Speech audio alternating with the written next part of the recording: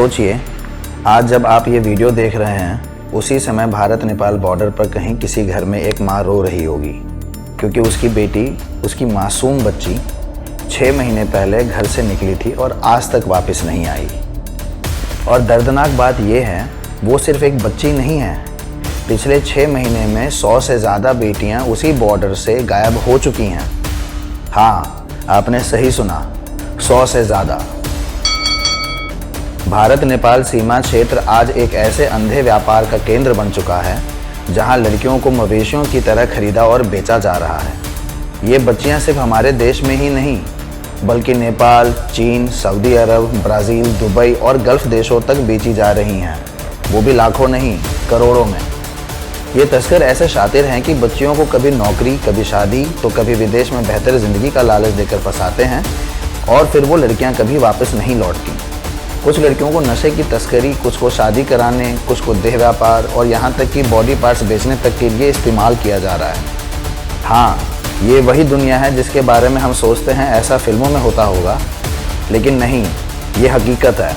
और ये हकीकत बिहार के मोतिहारी, रक्सौल, रामगढ़वा और सीमा के गाँवों के परिवार रोज़ जी रहे हैं। आपको सुनकर झटका लगेगा, लेकिन सिर्फ बिहार से ही बीते महीनों में चौंकाने वाला आंकड़ा सामने आया है। कुल मिलाकर सिर्फ 6 महीने में 83 लड़कियां बिहार से गायब हुई हैं और ये सिर्फ दर्ज रिपोर्ट है। असल संख्या कितनी है शायद कोई नहीं जानता। उनमें से सिर्फ 1 दर्जन बच्चियां वापस लाई जा सकी हैं और उनमें से 4 लड़कियां एक ही परिवार की थीं। सोचिए, एक ही परिवार से 4 बेटियां गायब हो जाए तो वो परिवार कैसा नरक जीता होगा। अब ये मामला इतना बड़ा हो चुका है कि इसे राष्ट्रीय मानवाधिकार आयोग और बिहार राज्य मानवाधिकार आयोग में पहुंचाया गया है। मानवाधिकार मामलों के वकील SK झा ने आधिकारिक शिकायत दर्ज कराई है। उनका कहना है ये सिर्फ अपराध नहीं बल्कि मानवता के नाम पर एक धब्बा है। और सवाल ये है, इन तस्करों को इतनी ताकत कहाँ से मिल रही है? बॉर्डर पर इतनी सिक्योरिटी होने के बावजूद लड़कियाँ कैसे गायब हो रही हैं? और सबसे बड़ा सवाल, अब तक कोई ठोस कार्रवाई क्यों नहीं हुई?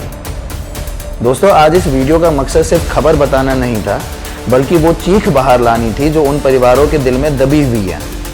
हर वो लड़की जो आज खो गई है वो सिर्फ किसी की बेटी नहीं बल्कि इस देश की बेटी है और इस देश की हर बेटी सुरक्षित रहनी चाहिए। अगर आप चाहते हैं कि इस मुद्दे पर दबाव बने तो इस वीडियो को लाइक, शेयर और कमेंट में लिखें, हर बेटी सुरक्षित, कार्रवाई हो, क्योंकि जब आवाज़ें मिलती हैं तभी बदलाव होता है।